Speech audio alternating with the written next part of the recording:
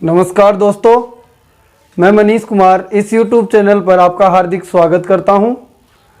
और जैसा कि हमने मिश्रण के पार्ट नंबर फर्स्ट में मिक्सर एंड एलिगेशन मेथड को कैसे यूज किया जाए और किस प्रकार से मिक्सर एंड एलिगेशन मेथड लागू करते हैं उसको हमने ध्यान से समझा था। उसी वे में यहाँ 3 क्वेश्चन और डाले गए हैं। देखो यहाँ पे एक क्वेश्चन आपको लाभ हानि से संबंधित दिखाई दे रहा है, एक क्वेश्चन आपको दूरी से संबंधित दिखाई दे रहा है और एक क्वेश्चन आपको यहाँ सिक्कों की संख्या से संबंधित दिखाई दे रहा है। मैं आपको बता देता हूँ, सिक्कों के कुछ क्वेश्चन हमने अनुपात में पढ़े थे, लेकिन वहाँ मैंने एक चीज़ कहा था आपको कि एक क्वेश्चन ऐसा है सिक्कों का जिसमें आपको संख्या भी दे देगा और मौद्रिक मूल्य भी दे देगा। वो क्वेश्चन मिश्रण का है, ना कि अनुपात का। वहाँ पर अनुपात के जब क्वेश्चन डाले जा रहे थे तो या तो सिक्कों की संख्या अपन को दी जा रही थी या सिक्कों की जो मूल्य है, मौद्रिक मूल्य है, वो उसको डाला जा रहा था। किसी एक को डाला जा रहा था, दूसरी चीज पूछी जा रही थी। वहां ध्यान से उनको पढ़ना, रिपीट करके देख लेना उस वीडियो को। अब इसमें देखते हैं, इसमें क्या कहा गया है कि 2 प्रकार के सिक्के हैं, 1 रुपए और 50 पैसे के। कुल कितने सिक्के हैं? 50, जिनका मौद्रिक मूल्य 35 रुपए। इस क्वेश्चन को आप ऑप्शन से भी कर सकते हैं, ऑप्शन से भी हो जाएगा, ऐसी कोई बातें नहीं है। लेकिन इसको यहाँ देखे पूरे मेथड से चलते हैं तो किस प्रकार से इसको सॉल्व करेंगे। तो यहाँ देखना, पहले मेथड के द्वारा देखते हैं। मैंने कल 2 मेथड आपको बताए थे। फर्स्ट मेथड के द्वारा देखते हैं कि 1 रुपए के सिक्के हैं और 50 पैसे के सिक्के हैं। ठीक है, कुल कितने सिक्के हैं? 50 सिक्के। क्योंकि मुझे संख्या बतानी है तो यहाँ बीच में मौद्रिक मूल्य लेंगे 35 रुपए। बीच में क्या लिया अपन ने? 35 रुपए सी का मान लिया, तो ए और बी का मान और रख देंगे। 1 रुपए के 50 सिक्के, पूरे 50 के 50 सिक्के 1 रुपए के होते तो टोटल मौद्रिक मूल्य कितना बनता भाई? 50 रुपए बन जाता। बोलो सही है ना? पूरे 50 के 50 सिक्के 1 रुपए के होते तो मौद्रिक मूल्य कितना बन जाता? 50 रुपए बन जाता। और यदि पूरे 50 के 50 सिक्के 50 पैसे के होते तो मौद्रिक मूल्य कितना बन जाता? 25 रुपए बन जाता। बोलो सही है कि नहीं? मौद्रिक मूल्य यहाँ कितना बनता? 25 रुपए। एक बार फिर से देख लीजिए, 35 रुपए आपने बीच में रखा तो यहाँ भी दोनों यूनिट रुपए की लानी पड़ेगी। अब इसमें क्या क्या क्या कहा गया है कि 1 रुपए के पूरे सिक्के होते 50, तो मौद्रिक मूल्य कितना बनता? 50 रुपए। और 1 रुपए के ना होकर 50 पैसे के सारे सिक्के होते, 2 ही कंडीशन है अलग अलग प्रकार की। तो 50 पैसे के यदि सारे सिक्के होते तो मौद्रिक मूल्य 25 रुपए बनता। अब अंतर निकाल लेंगे। अंतर निकालने पर जो नीचे अनुपात आएगा, तो यहाँ जो नीचे अनुपात बन के आएगा वो होगा अपना, इन दोनों का अंतर कितना हुआ देखते हैं। तो 10 इकाई और यहाँ पे अंतर कितना हुआ बोलिए? 15 इकाई।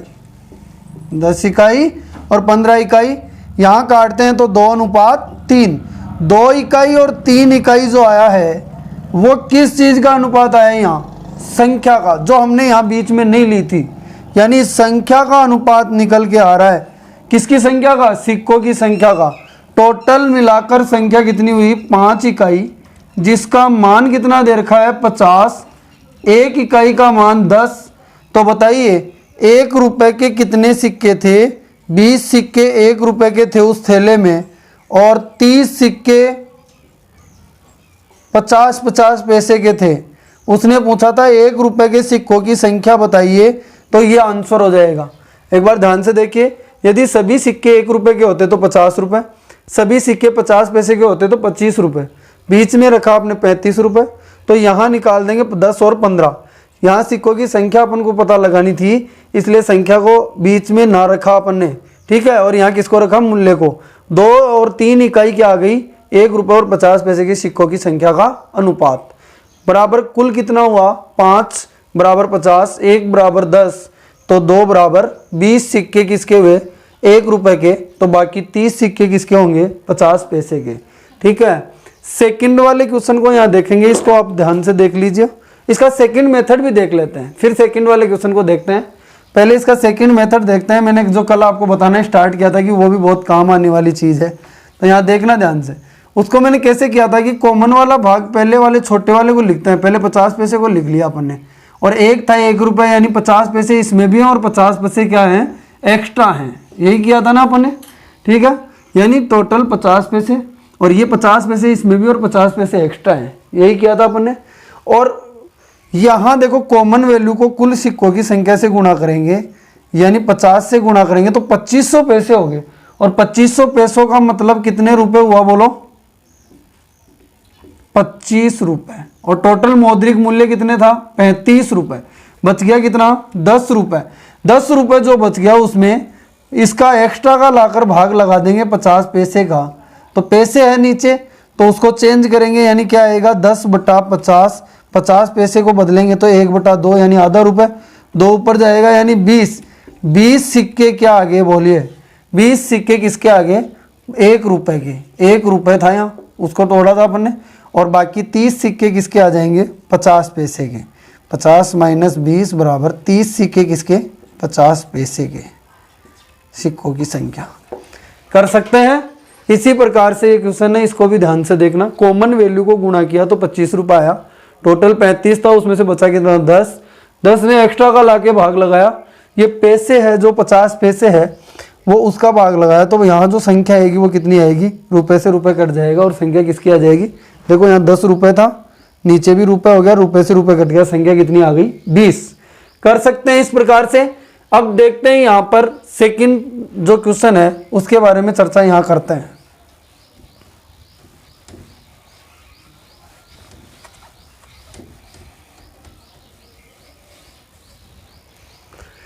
एक दुकानदार 40 किलो चाय 2 दर पर बेचता है। पहले दर पर उसे 10% का लाभ होता है। पहले दर पर कितना बताया उसने? 10% का लाभ। और दूसरे दर पर कितना? 6% की हानि। हानि और लाभ का ध्यान रखना, लाभ पॉजिटिव मान है तो हानि नेगेटिव मान है, इस चीज का जरूर ध्यान रखना। इस तरह चाय की खरीद बेच पर उसे जो कुल लाभ और हानि होती है, टोटल जो होता है वो कितने % का होता है? 8% का लाभ होता है, यानी पॉजिटिव मान है। ठीक है, तो यहां देखेंगे इनका अंतर जब आप निकालेंगे तो 8 और 6%, एक पॉजिटिव एक नेगेटिव मान तो जुड़ जाएगा 14, और इसका अंतर निकालेंगे तो कितना रह जाएगा? 2। 14:2। अब उसने क्या कहा आगे? 40 किलो चाय में पहले और दूसरे दर का अनुपात बताओ। तो देखो मात्राओं की बात ही नहीं कर रहा, ओनली अनुपात की बात कर रहा है, तो अनुपात तो कितना हो जाएगा? 7:1। यदि बात करता मात्राओं की, ये मात्राओं का अनुपात है, यदि वो कहता है कि 10% दर पर कितनी मात्रा और 6% की हानि पर कितनी मात्रा, तो उसके लिए हम फिर आगे काम करते क्या? 7:1 बराबर टोटल 8 इकाई, और 8 इकाई का मान 40 देता तो 1 इकाई का मान 5, और यहाँ पे इसका मान कितना हो जाता? 35 किलोग्राम, और इसका मान 5 किलोग्राम। लेकिन अपना क्वेश्चन यहाँ तक ही पूछा गया था, इसलिए यहाँ मेरा आंसर हो जाएगा ये वाला। ठीक है, इसके बारे में पूछता तो आगे बताते, वरना जरूरत नहीं थी। ये कहानी थी इस चीज़ की जो आप कर सकते हैं, उस कॉमन वाले भाग से भी कर सकते हैं, लेकिन उससे जरूरत नहीं है, ये डायरेक्ट उसने अनुपात पूछा है। ठीक है, अब तीसरे क्वेश्चन पर चलते हैं जो बहुत ही ज्यादा इंपॉर्टेंट और अच्छा क्वेश्चन अपने सामने आ रहा है।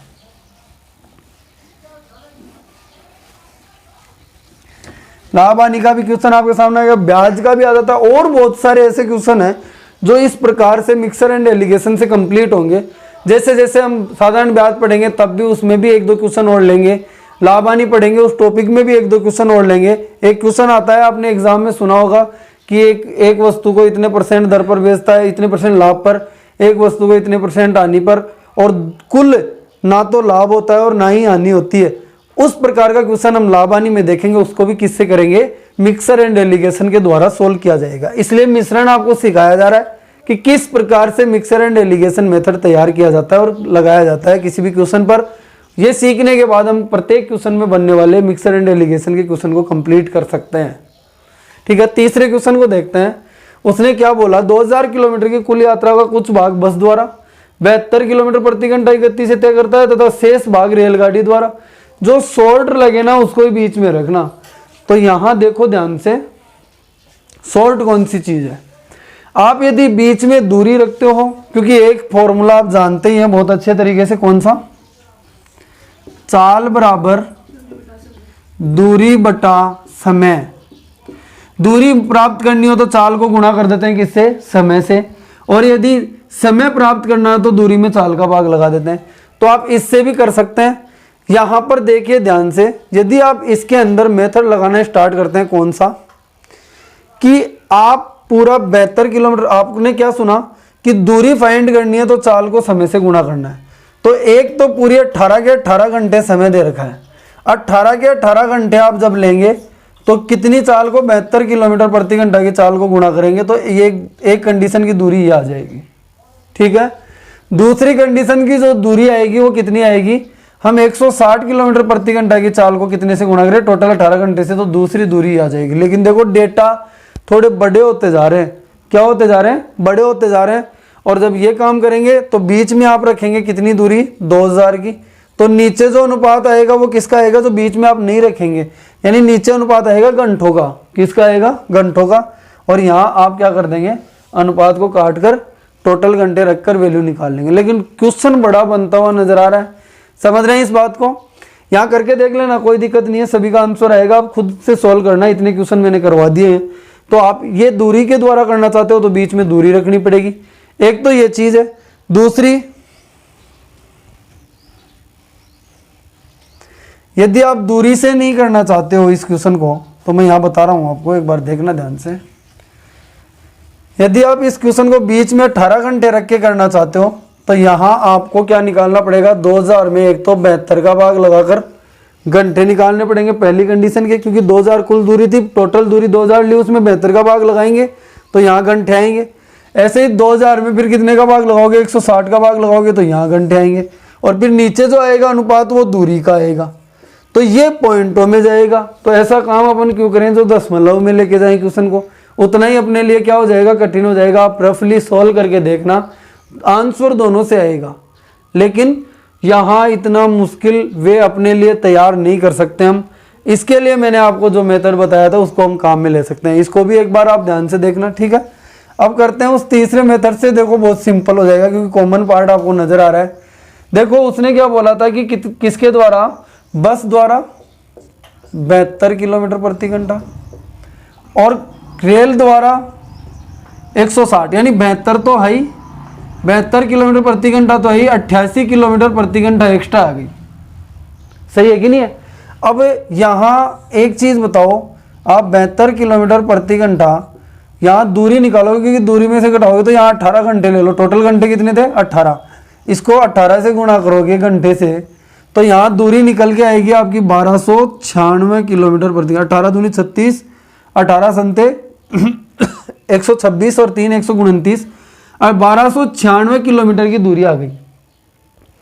टोटल दूरी कितनी थी, 2000, टोटल दूरी 2000 थी, और यहाँ 1296 जो किलोमीटर दूरी आई है वो यहाँ से निकल के आई है। तो बाकी निकालेंगे तो देखो 10 में से 6 गया 4, यहाँ 9 में से 0, और यहाँ पे 8 में से 10 में से 2 गया 8, 804 किलोमीटर की दूरी अपने पास आ गई।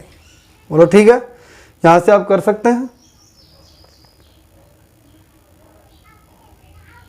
4 13 704, 704 किलोमीटर की दूरी क्या आ जाएगी अपने पास, ये आ गई बची हुई दूरी।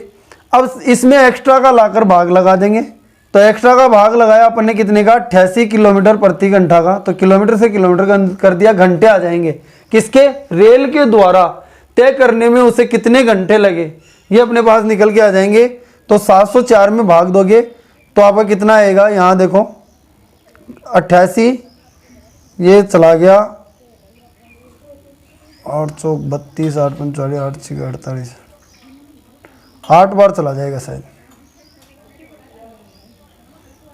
8 बार, कितनी बार, 8 घंटे, यानी 8 घंटे जब आ गया अपना क्या, रेल के द्वारा तय की गई दूरी में लगा समय 8 घंटे।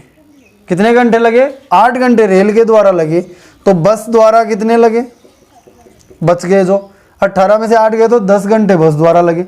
अब उसने पूछा क्या है, बस द्वारा कितने घंटे में, यानी 10 घंटे में कितनी दूरी तय की, तो दूरी निकालने के लिए वो 1 घंटे में कितना चलती है बस, बोलिए, बस द्वारा तय की गई दूरी और निकालना है, तो क्या करेंगे भाई बोलिएगा,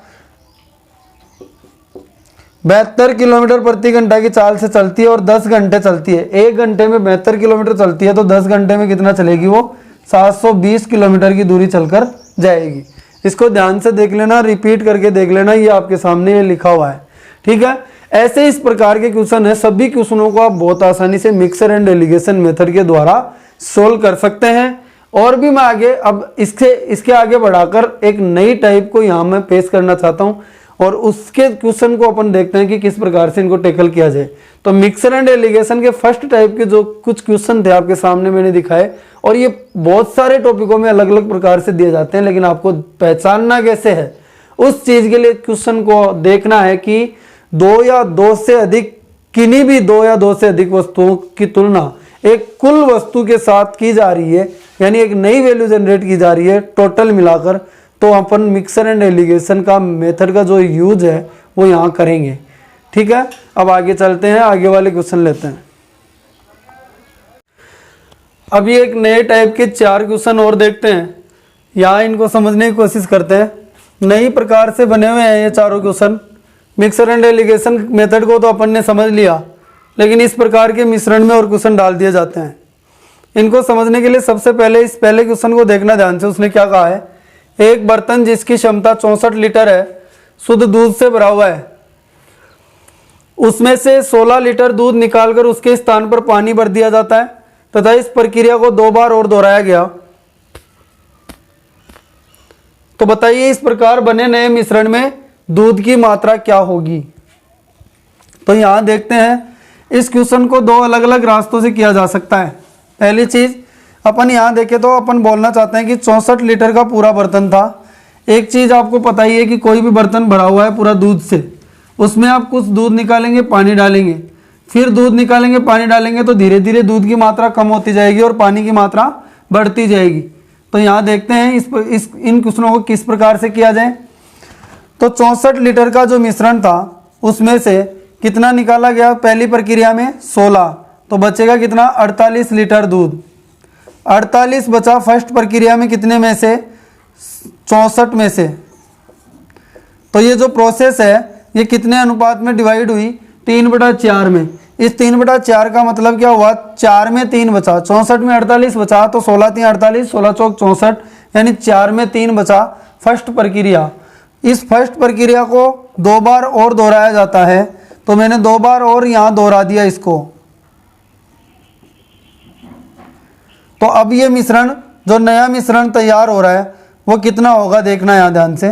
नया मिश्रण बना 27/64, यानी इसमें क्या कहा गया 64 लीटर कुल है, कुल नया मिश्रण है, उसमें दूध कितना बचा है भाई 27 लीटर। तो 1 लीटर में कितना 27 लीटर बटा 64 लीटर, तो अपन को कितने का बताया था टोटल मान 64 ही होना चाहिए, अरे बर्तन तो उतना ही रहेगा ना। तो 64 लीटर में 27/64 गुणा 64, यानी कितना लीटर बच जाएगा 27 लीटर ही दूध है रियल में। तो यहाँ डायरेक्ट भी बता सकते थे 64 लीटर का बर्तन है, उसमें अब दूध कितना बच गया 27 लीटर। तो आप पूछेंगे कि सर आगे क्यों किया, तो इसलिए किया कि आगे बनने वाले क्वेश्चन में देखना इस चीज़ की जरूरत पड़ेगी और बहुत आगे तक निकल रहा है ये क्वेश्चन, क्योंकि यहाँ 64 लीटर का जो बर्तन था वही बर्तन यहाँ 64 लीटर का मिल रहा है। यहाँ 64 की जगह कुछ और अलग आ जाता तो अपन को तो बताना कितने में से है, 64 में से ही बताना है। तो 1 लीटर कुल का मान कितना आ जाएगा इतना दूध, तो 64 लीटर कुल का मान 27 लीटर दूध आ गया। पानी के बारे में बताना होता तो 64 में से 27 को माइनस कर देते, कितना आ जाता 37 लीटर आ जाता। अब देखिए यहाँ एक फर्स्ट मेथड था, इसके द्वारा इसको सोल्व कर सकते हैं, लेकिन इससे भी अच्छा मेथड और आपको सामने मैं रख रहा हूँ, ये भी अच्छा है, लेकिन इसके द्वारा क्या होगा कि इसमें जितने क्वेश्चन घूमेंगे वहां पर अपन फंसेंगे नहीं। इसने क्या बोला कि पहली प्रोसेस में क्या बनेगा 48 बचा कितने में से 64 में से, यानी 3/4 फर्स्ट प्रोसेस थी। 48 64 में से बचा तो 4 में कितना बचा 3, ये फर्स्ट प्रोसेस है, इसको लिख लेंगे।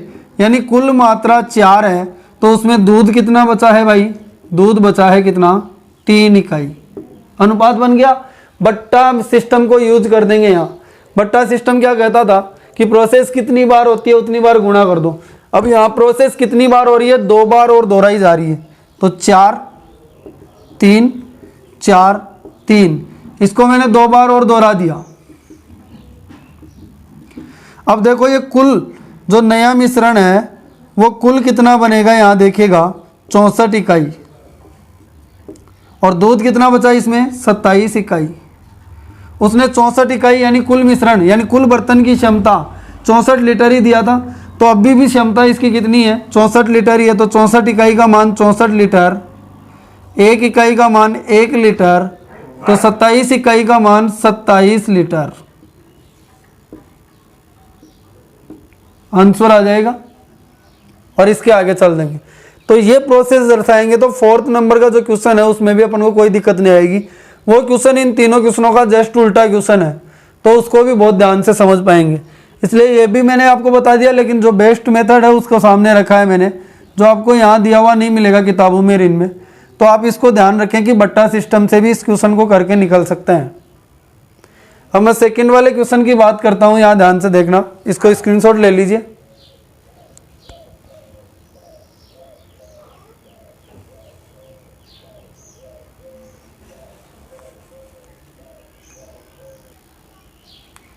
सेकंड क्वेश्चन की बात करते हैं, यहाँ देखना ध्यान से समझना, मिटा देता हूँ इसको मैं।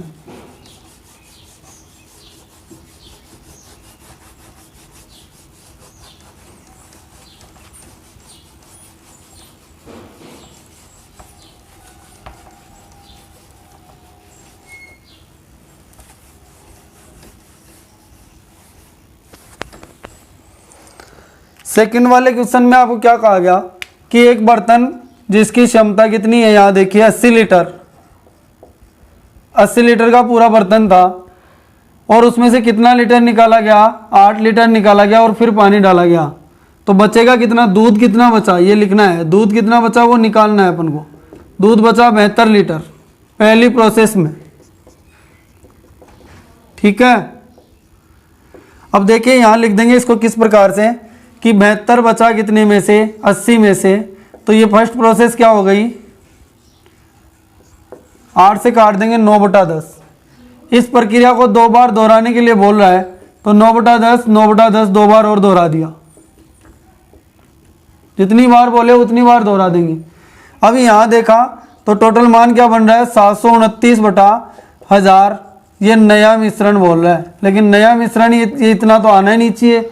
1000 लीटर कुल आया, कुल कितना आया 1000 लीटर, उसमें से दूध कितना बचा 729 इकाई।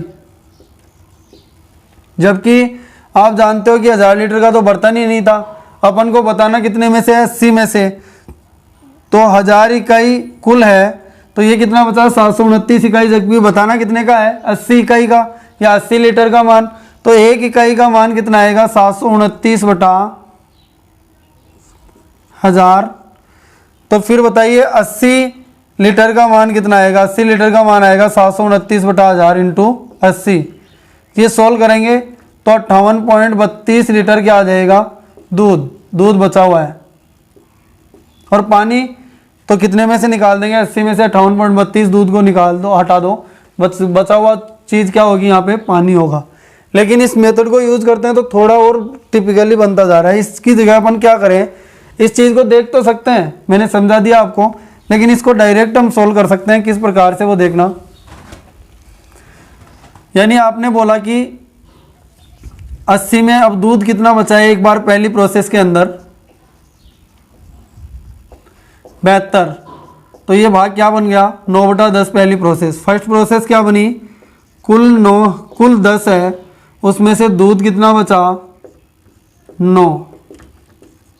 इस प्रक्रिया को कितनी बार दोहराना है 2 बार और दोहराना है। तो बताइए कुल जो नया मिश्रण है वो कुल कितना हो जाएगा,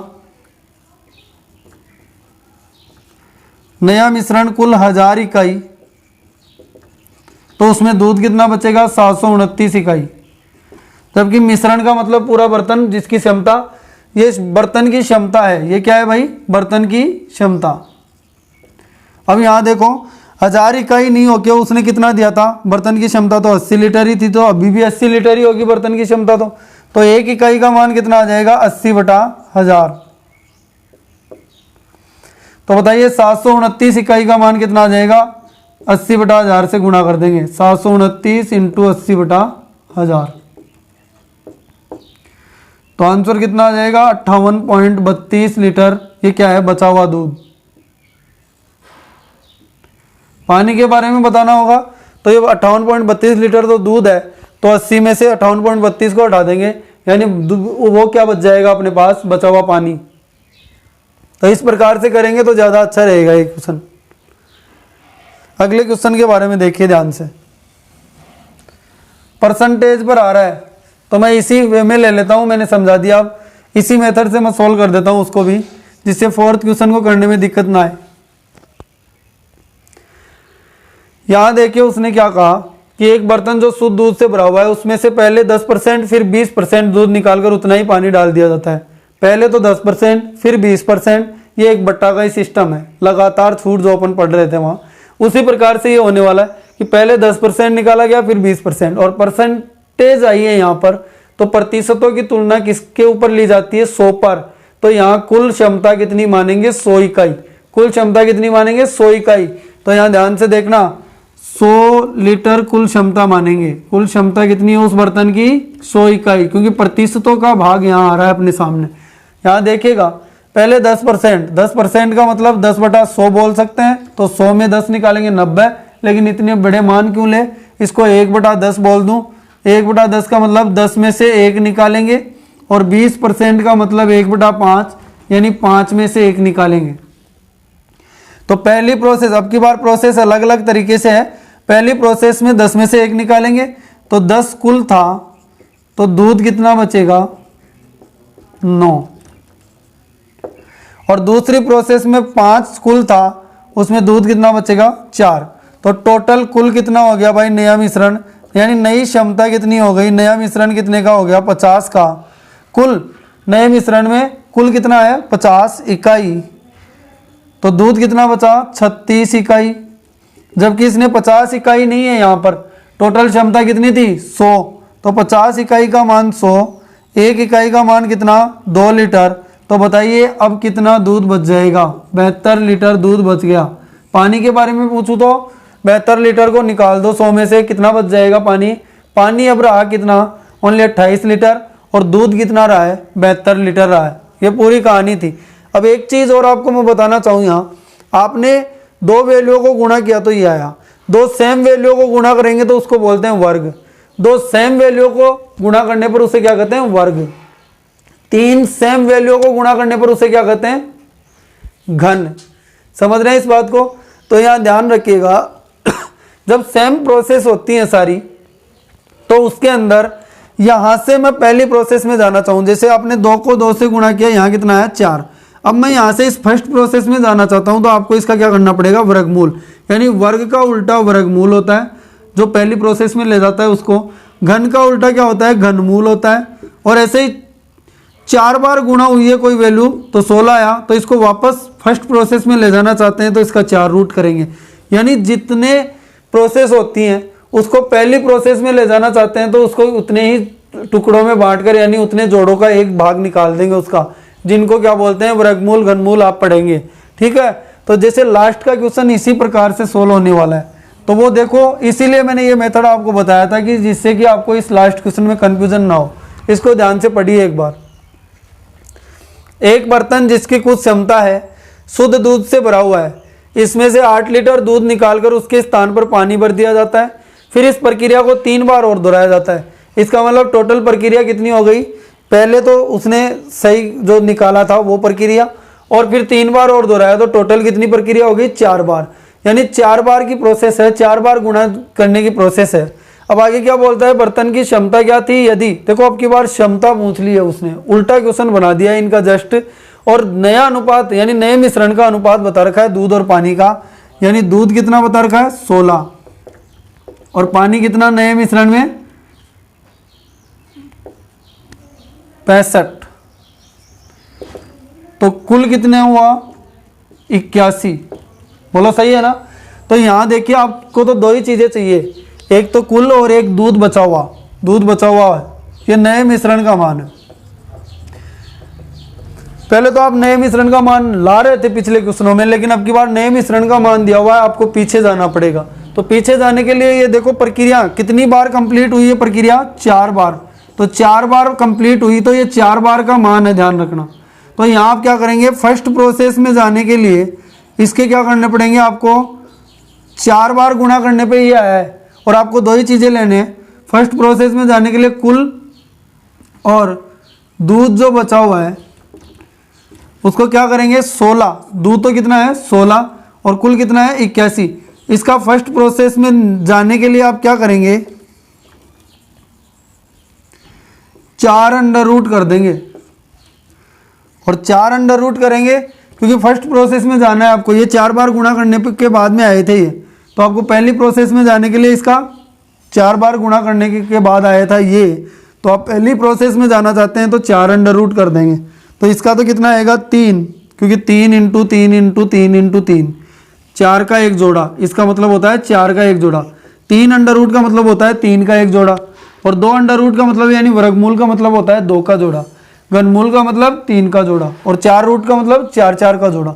4 का एक ही जोड़ा लिया जाएगा, तो इसका तो 3 आ गया और इसका कितना आ जाएगा 2।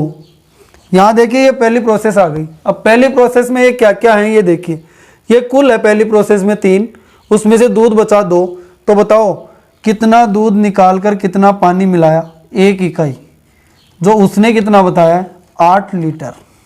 1 इकाई का मान 8 लीटर, तो बताइए 3 इकाई का मान कितना था 64 लीटर। यानी उस बर्तन की कुल क्षमता क्या थी 64 लीटर। उस बर्तन की कुल क्षमता 64 लीटर थी। अब दूध कितना बचा है, यानी पहली प्रोसेस में दूध कितना बचा था 16 लीटर और निकाला कितना गया था 8 लीटर। पानी कितना मिलाया गया था 8 लीटर। सही है कि नहीं? तो यहाँ पे आराम से इसको बताकर निकल सकते हैं। ये आपको ध्यान रखना है कि यदि 3 बार प्रोसेस है तो 3 रूट करेंगे, 4 बार प्रोसेस है तो 4 रूट करेंगे। इसलिए मैंने इस क्वेश्चन को इस मेथड से समझाना अच्छा समझा था। तो आप इसको जैसा अच्छा लगे वैसा कर सकते हैं, लेकिन मैंने आपको यहाँ समझा दिया है। रिपीट करके वीडियोज को देखें, ठीक है। अब चलते हैं अगले वाले क्वेश्चन के अंदर। अब इस वीडियो के अंत में इन 2 छोटे क्वेश्चनों को और देख लेते हैं। दूध और पानी को किस अनुपात में मिलाया जाए कि मिश्रण को क्रय मूल्य पर भी बेचने से 20% का लाभ हो। तो इस क्वेश्चन का आंसर तो आप डायरेक्टली निकाल सकते हैं। यदि बेसिक से चलते हैं तो बेसिक से अपन चलते हैं तो इसके अंदर 1 किलोग्राम दूध का क्रय मूल्य 1 रुपये मानना पड़ेगा, विक्रय मूल्य भी 1 माना। तब अपन इस 1 किलोग्राम विक्रय मूल्य का 1 किलोग्राम जो मिश्रण है उसका क्रय मूल्य देखते हैं। तो 1 किलोग्राम मिश्रण का क्रय मूल्य क्या आएगा, अपन यहाँ देखना चाहें तो 100/120 गुणा 1, यानी 100/120, यानी उल्टा करते हैं विक्रय मूल्य क्रय मूल्य में हम पढ़ेंगे। लेकिन उस प्रकार से करने की बजाय आप डायरेक्ट इस क्वेश्चन को आसानी से सोल्व कर सकते हैं। कैसे कि 20% का मान 1/5 कितना हो जाता है 1/5। उसने क्या कहा था कि दूध और पानी को किस अनुपात में मिलाया जाए कि मिश्रण को क्रय मूल्य पर भी बेचने से 20% का लाभ हो, यानी 20/100 100 क्रय मूल्य, क्योंकि लाभ और हानि की वैल्यू क्रय मूल्य पर डिपेंड करती है। ये पढ़ेंगे हम लाभ हानि के अंदर पूरी प्रोसेस के द्वारा। तो यहाँ क्रय मूल्य 100 है तो 100 पर बेचने से भी 20% का लाभ हो, यानी 20 उसने मिला दिया। तो इसको इतना ना पढ़कर 1/5 ही पढ़े तो डायरेक्ट ही बता देंगे, यानी क्रय मूल्य 5 है। तो यानी दूध और पानी को किस अनुपात में मिलाऊं, तो सीधी सी कहानी है, दूध और पानी को मैं यानी क्रय मूल्य पर बेचना चाहता हूं, तो 1 जो मैंने मिला दिया, ये समझो 1 मिलाया उसमें, जिसके कारण ये 5:1, यानी 5:1 में मिलाऊं, जिसके कारण डायरेक्ट अनुपात लिख दो बस 5:1, यानी ये नीचे वाला दूध जिसको मैं 1 पानी मिला दूं, जिसके कारण से ये मुझे क्रय मूल्य पर भी बेचने से क्या हो जाए लाभ प्राप्त हो जाए। डायरेक्टली लिख दो 100:20 या 5:1, ठीक है। ऐसे इसमें देखें तो 16 से ही 2/3%, इसीलिए कहता हूँ इनको तोड़ लिया करो पहले। 1/6 भाग लाभ बोले तो लाभ। यहाँ देखें तो वही बात 6 में क्या करेंगे 1 मिलाएंगे, तो पानी का नाम पहले लिया है तो पानी का अनुपात पहले दर्शाना है, ये देखना जरूरी है। बस पानी पहले दर्शाना है और स्प्रीट बाद में दर्शाना है, क्योंकि पानी का नाम पहले है। तो पानी कितना मिलाएंगे 1 और स्प्रीट कितना है 6। एक चीज़ का बात यानी एक बात का और ध्यान यहाँ रखना है आपको हमेशा कि जिसका नाम पहले लिया जाता है उसकी इकाई पहले लिखेंगे। तो पानी 1 मिलाएंगे स्प्रीट के साथ, स्प्रीट कितनी थी 6, स्प्रीट 6 में से पानी 1 मिलाएंगे, जिसके साथ मिलाने पर इनका अनुपात यानी कितना लाभ मिल जाएगा 16 से ही 2/3% का। आज के लिए इतना ही काफ़ी है।